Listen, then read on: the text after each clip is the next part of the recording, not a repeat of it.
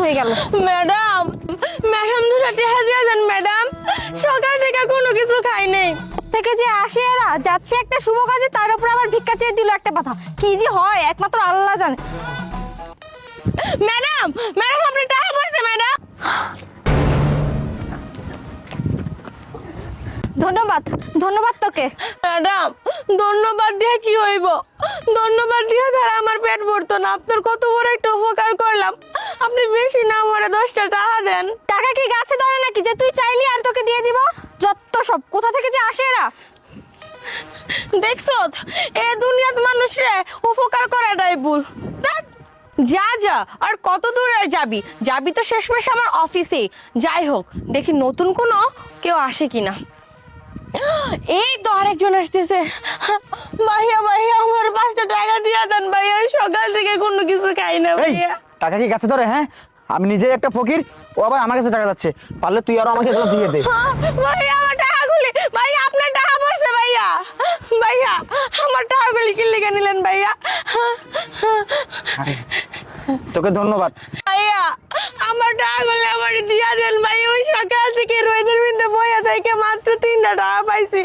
আমার টাকাটা আমার দিয়া দেন, আর আমি আপনার এত বড় উপকার করলাম, আপনার 10টা টাকা আমার ভাড়া দিয়া দেন ভাই, আপনার আল্লাহ অনেক দিব ভাইয়া। ফকিন্নির বাচ্চা, কি বকবক করতেছিস? হ্যাঁ, যাচ্ছি একটা শুভ কাজে, তুই আমার সময়টা নষ্ট করতেছিস, বেয়াদব কোথাকার। বাবা কি জঘন্য মানুষ রে বাবা, আমি এক ভিখারি, আমার ভিক্ষাই কেড়ে নিল। এত বড় উপকার করলাম, 10টা টাকাও দিল না। যা যা, কোথায় আর যাচ্ছিস? চাকরির খোঁজে না? তোর চাকরি আমি ভালো করে দিব। যত সব, দেখি নতুন কেউ আবার আসে কিনা, ওর জন্য টাকা রেডি করি। এইবার 3 লক্ষ টাকা দিব, দেখি এইবার কি হয়। ম্যাডাম ম্যাডাম আমার 10টা টাকা দেন ম্যাডাম, সকাল থেকে কিছু খাইনি। এক ব্যাট পাই ম্যাডাম, আমার 3টা টাকা তুলানো লেগেছে ম্যাডাম। এই ছাড়, কি শুরু করেছিস রাস্তাঘাটে এগুলা? কোনো মান সম্মান নাই তোদের? রাস্তাঘাটে যার তার পা জড়িয়ে ধরিস, তোদের ওই নোংরা হাত দিয়ে আমাদের জামা কাপড় নোংরা হয়ে যায় না? দেখতেছিস একটা শুভ কাজে যাচ্ছে, একটা ইন্টারভিউ দিতে যাচ্ছে, দিলে তো দেরি করিয়ে, যত সব ফালতু। ম্যাডাম ম্যাডাম আপনার টাকা পড়ছে ম্যাডাম, কতগুলি টাকা। এই ছাড় ছাড়, এগুলো আমার টাকা, তুই কেন ধরতেছিস? ম্যাডাম দিয়া দেন ম্যাডাম আমার 10টা টাকা ম্যাডাম। ম্যাডাম তো দেখতেছি মেঘ না চাইতেই বৃষ্টি, রাস্তায় এতগুলো টাকাও পেয়ে গেলাম। আজকে মনে হয় আমার রাশিটা ভালো, ইন্টারভিউ দিতে যাচ্ছি, ইন্টারভিউটাও ভালোভাবে হয়ে গেলে হয়, তাইলে আমার দিনটা খুব ভালো যাবে। নিকৃষ্ট মানুষ রে বাবা, এইসব মানুষ কিনা আমার অফিসেই বেছে বেছে চাকরির ইন্টারভিউ দিতে যাচ্ছে। ধ্যাৎ, দেখি অন্য কেউ আসে কিনা। ওই বাবা আরেকটা ছেলে আসতেছে, ও আবার কেমন হয় আল্লাহ জানে, দেখি ওকে ট্রাই করে।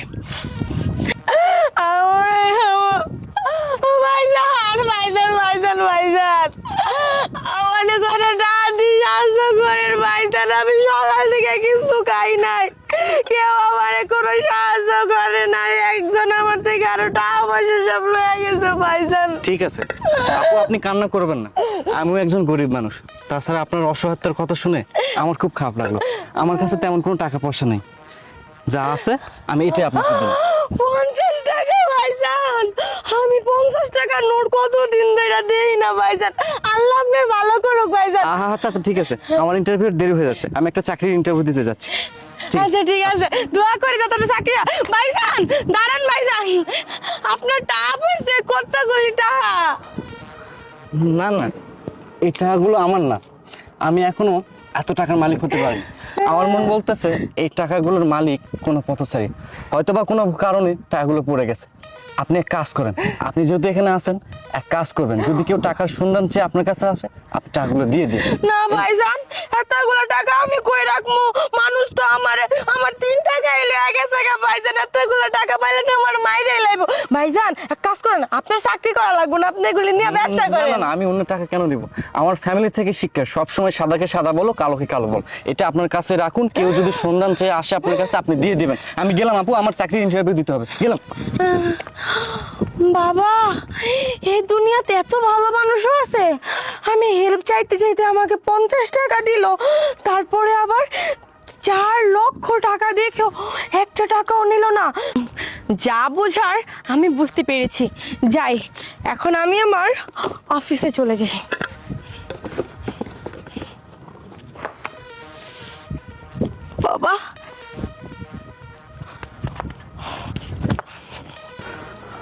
আসসালামু আলাইকুম ম্যাডাম, ইন্টারভিউ কি শেষ?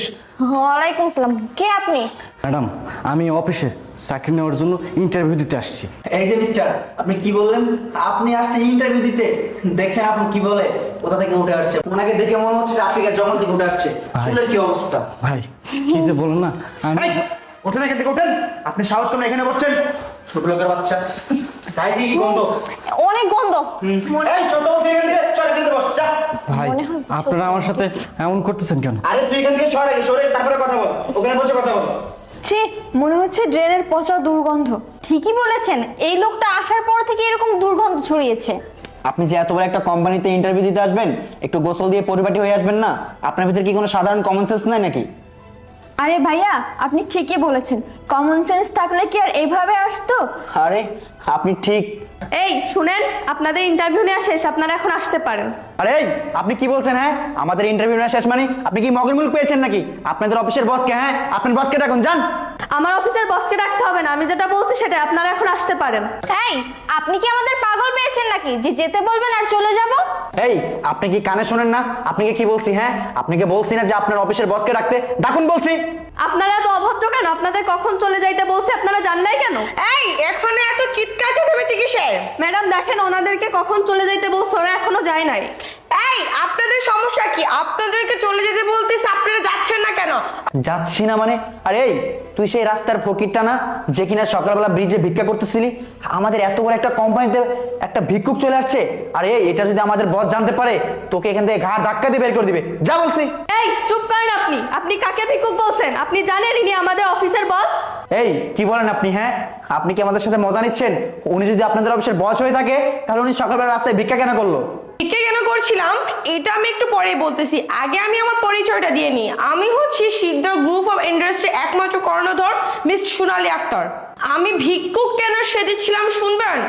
আমার অফিসের জন্য একজন বিশ্বস্ত কর্মচারী দরকার ছিল, যে কিনা অ্যাকাউন্টিং ম্যানেজার হবে। আর অ্যাকাউন্টিং ম্যানেজার মানে আপনারা জানেন, লক্ষ লক্ষ কোটি কোটি টাকা সে সামাল দিবে। আর আমি এত কোটি কোটি টাকার বিজনেস ফিরাতে কই, আর আমি এত কোটি কোটি টাকার বিজনেস একটা মানুষকে যাচাই বাছাই না করে কিভাবে দেয়? এই কারণে আপনাদের সকলকে যাচাই বাছাই করার জন্য আমি ব্রিজের উপর ভিক্ষা করতে বসি। কিন্তু আপনারা প্রত্যেকটা মানুষ ফেল হয়েছেন। আপনারা প্রত্যেকটা মানুষ ওইখান থেকে আমার কাছ থেকে টাকা পয়সা জুলুম করে নিয়ে গেছেন, এবং কি আমি ভিখারি সেজে বসেছিলাম, আমাকে দেখে আপনাদের একটু মায়া দেওয়া হয়নি। আপনারা একটা মানুষও না, আপনারা সব অমানুষ।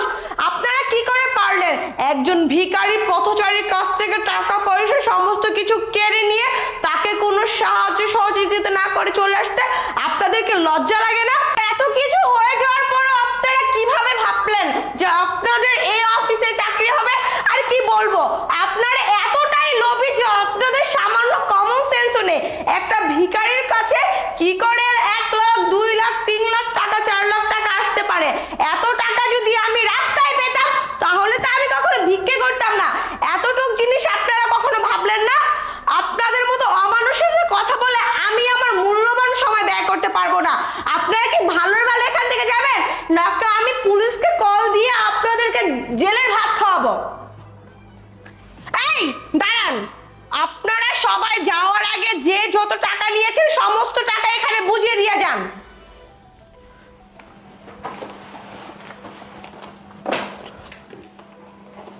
এই তাড়াতাড়ি করেন। ম্যাডাম, আমি কিন্তু কোনো টাকা পয়সা নিইনি। হ্যাঁ আমি জানি আপনি কোনো টাকা নেননি। আপনি আমার টাকার প্রতি বিন্দু পরিমাণ লোভ করেননি। আপনি আমাকে ভালো জ্ঞান দিয়েছেন এবং কি আমাকে সাহায্য করেছেন।